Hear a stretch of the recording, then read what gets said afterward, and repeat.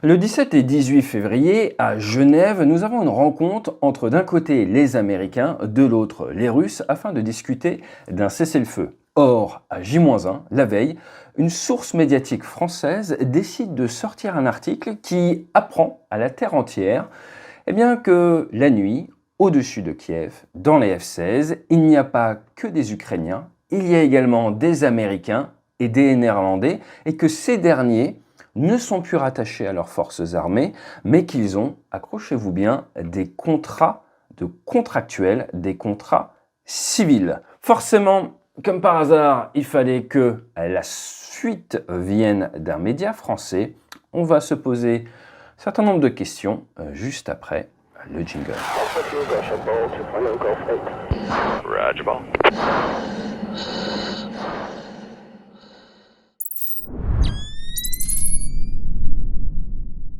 Alors, qu'est-ce que l'on apprend dans ce petit article? Dans un premier temps, que l'armée de l'air ukrainienne a créé un escadron où vous avez des pilotes ukrainiens, américains et néerlandais, et que cela n'a que quelques semaines et que c'est dédié à mettre en œuvre les nouveaux F-16. Je vous rappelle que les F-16 devrait y en avoir à terme environ 90 et que certains pays, comme les Pays-Bas, en ont livré un paquet, plus de 24. Ce que l'article nous dit également, c'est qu'il s'agit de vétérans occidentaux, il cite américains, il cite néerlandais, mais il y aurait peut-être d'autres nationalités également. Si vous vous rappelez, il y a plusieurs années, on avait parlé de ça, car en 2023 déjà, l'armée de l'air ukrainienne avait fait un appel au savoir-faire des mécaniciens ou des pilotes des nations qui étaient prêtes à aider. Mais là, ce qui est étonnant, c'est que là où on n'attendait pas vraiment de détails administratifs de ces révélations, parce qu'elles peuvent plus se retourner contre les volontaires qu'autre chose, on apprend qu'il s'agit de contrats civils avec des rotations d'environ tous les 6 mois, qu'ils ont un statut, je cite, similaire à des contractuels spécialisés, qu'ils n'ont pas de grade officiel au sein de la hiérarchie ukrainienne et qu'ils ne sont pas sur les listes de personnel public. Maintenant, ce qui m'intéresse plus, moi, sur cette chaîne, c'est la partie technique. Et on apprend que il y a effectivement des pods snipers dont on a parlé ces derniers temps sur certains F-16 et que l'aisance et l'expérience des pilotes occidentaux fait la différence avec ces systèmes. Donc à quoi sert un pod sniper? Le pod sniper sert à désigner une cible. Si votre avion de chasse est équipé de missiles RR et de canons, vous n'avez pas besoin de compétences sur le pod sniper. Si maintenant vous voulez réduire le coût de l'interception et que vous mettez, on en a vu en Ukraine, les fameux lance-roquettes de 70 mm, les APK-WS2, à ce moment-là, il faut, pendant que vous pilotez de nuit à basse altitude votre monoplace, manœuvrer votre avion, et en même temps que vous pilotez votre avion, piloter le pod laser. Alors moi, j'ai fait ça sur Super Étendard, je fais ça sur Rafale. Dans l'armée de l'air, ils ont des biplaces, avec le pilote qui pilote l'avion, la place arrière qui gère le laser. C'est pas le même Pentium pour réussir à tout faire tout seul, donc ça demande un entraînement assez fort et surtout, currency, une expérience si vous rajoutez tout ça dans une zone de guerre à basse altitude. Et donc là, c'est logique d'utiliser des personnes très expérimentées pour faire la chasse aux drones à bas coût avec ces roquettes laser. Et vous pouvez laisser les avions qui ne sont pas équipés, par exemple, aux Ukrainiens, avec quand même un petit problème que si vous voulez qu'ils montent en compétence, il va falloir qu'ils s'entraînent. Mais la chasse aux drones via pod sniper n'est pas un sport de masse car vous devez, tout en pilotant votre avion quand même à basse vitesse, gérer également votre pod et donc là c'est complètement cohérent et ça vient crédibiliser les propos de cet article. Ce que l'on apprend également dans l'article, c'est que les pilotes occidentaux ont de l'expérience, que ce soit en Afghanistan ou que du côté néerlandais, ils ont plusieurs pilotes qui ont été diplômés, je cite, d'écoles de pilotage européen de renom. Alors il n'y en a pas 40. Souvent en Europe on parle de TLP, Tactical Leadership Programme, qui est à LBCT. Mais pour avoir travaillé avec les Néerlandais, ils ont un très bon niveau opérationnel. Maintenant, n'oublions pas qu'il y a eu le MH17 en 2014 avec 298 personnes à bord qui avaient été abattues par un missile et que forcément ça a eu un impact sur la population des Pays-Bas, sur leur volonté également de livrer du matériel. Maintenant, une fois qu'on a vu toute cette partie un peu technique, il y a un axe de réflexion que je voudrais vous partager. C'est celui de la ligne rouge en termes de partage de renseignements. Pourquoi? Parce qu'on sait que sortir ce genre d'informations et surtout les spécificités admin sur le statut des personnels ne peut que se retourner contre ces personnels, que ce soit au niveau de leur nation ou que ce soit au niveau de l'ennemi. Certains hommes, certaines femmes ont décidé de venir aider l'Ukraine à se défendre face à ces attaques nocturnes. Il n'est pas question d'action offensive à l'heure actuelle contre les Russes. On est sur de la protection de l'espace aérien ukrainien. Or, la loi de la guerre n'aime pas trop le mercenariat. Et quand je dis qu'elle ne l'aime pas trop, c'est qu'elle a tendance à vous priver de vos droits en cas de problème. Je ne suis pas juriste, ce n'est pas ça, mais ce qui est sûr, c'est que c'est donner des cartouches au narratif pro-russe pour vous expliquer qu'ils sont en guerre contre l'OTAN, qu'ils sont en guerre contre des mercenaires et toutes ces cases-là.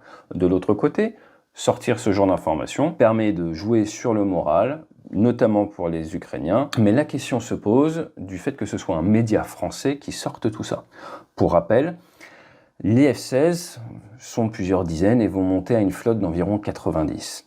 Récemment, encore une fuite, a permis de savoir qu'il y avait actuellement 2 Mirage 2000 dans le pays et que 2 vont être livrés à la fin du premier semestre 2026. Forcément, il y a moins besoin de volontaires. Je vous avoue que j'aurais été beaucoup moins mal à l'aise si le média qui sortait l'information avait été un média américain ou un média néerlandais.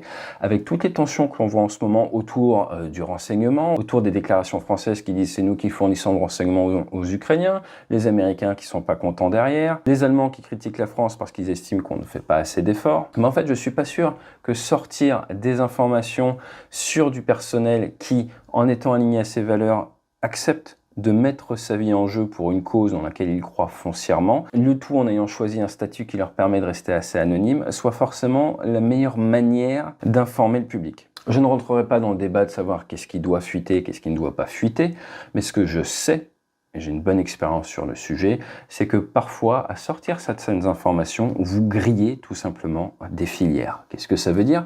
Ça veut dire que quand vous commencez à médiatiser certaines opérations militaires, eh bien vous pouvez tout simplement changer l'appétence pour le risque de la part des décideurs et faire arrêter ce type de filière, ou alors changer l'appétence d'un point de vue facteur humain pour les gens qui se portent volontaires pour cette mission, pour ces contrats de 6 mois renouvelables, créer de la pression familiale, créer de la pression au niveau de l'entourage, qui fait que du fait de la visibilité nouvelle donnée à cette opération, eh bien, quand vous regardez votre balance de prise de risque, raison pour laquelle vous voulez servir, et des contreparties et des risques, par exemple, les Russes qui mettent votre tête à prix parce qu'ils estiment que vous êtes un mercenaire, encore une fois, c'est pas mon narratif, mais c'est ce qu'on va voir sortir dans les prochains jours, je parie, eh bien, ça peut vous amener à ne pas servir la cause sur laquelle les journalistes attirent l'attention. Ce que j'ai remarqué personnellement, c'est qu'il y a un point très intéressant dans la charte de Munich. Quand on regarde le premier devoir de la charte, respecter la vérité, quelles qu'en puissent être les conséquences pour lui-même, et ce, en raison du droit que le public a de connaître la vérité. Et ça, c'est extrêmement intéressant parce que ça vient faire réfléchir sur les conséquences pour le journaliste, mais ça ne fait pas réfléchir aux conséquences pour l'ancien militaire qui a décidé, après sa carrière, de continuer à servir certaines de ses valeurs et qui essaye, accessoirement, de sauver des vies toutes les nuits. Et dans le monde dans lequel on a l'article numéro 5 de la Charte de Munich, s'obliger à respecter la vie privée des personnes.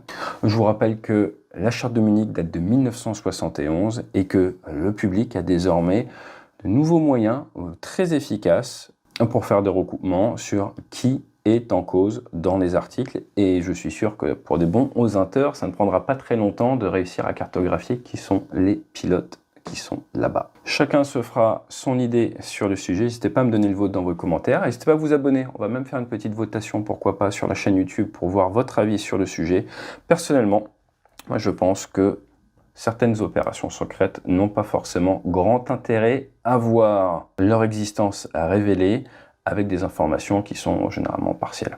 Je vous dis à très vite sur la chaîne. On va se retrouver pour une vidéo de 90 minutes d'interview d'un pilote de F-35.